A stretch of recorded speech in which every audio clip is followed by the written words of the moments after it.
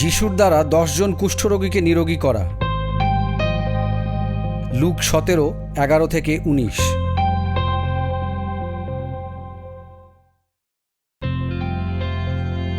যিশু জেরুসালেমের দিকে যাচ্ছিলেন। যাওয়ার পথে তিনি গালিল ও সমরিয়ার মাঝখান দিয়ে গেলেন। তারা যখন একটি গ্রামে ঢুকছেন, এমন সময় 10 জন কুষ্ঠরোগী তার সামনে এসে পড়ল।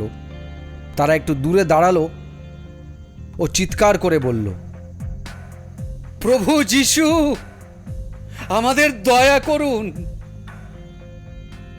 তাদের দেখে যিশু বললেন, যাজকদের কাছে গিয়ে নিজেদের দেখাও। পথে যেতে যেতে তারা সম্পূর্ণ সুস্থ হয়ে গেল। কিন্তু তাদের মধ্যে একজন যখন দেখল যে সে সম্পূর্ণ সুস্থ হয়ে গেছে, তখন যিশুর কাছে ফিরে এসে খুব জোর গলায় ঈশ্বরের প্রশংসা করতে লাগলো। সে যিশুর সামনে উপুড় হয়ে পড়ে তাকে ধন্যবাদ জানালো। এই লোকটি ছিল সমরীয়।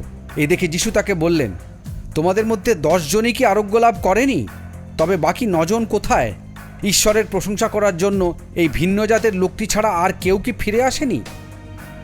এরপর যিশু সেই লোকটিকে বললেন, ওঠো, যাও, তোমার বিশ্বাসই তোমাকে সুস্থ করেছে।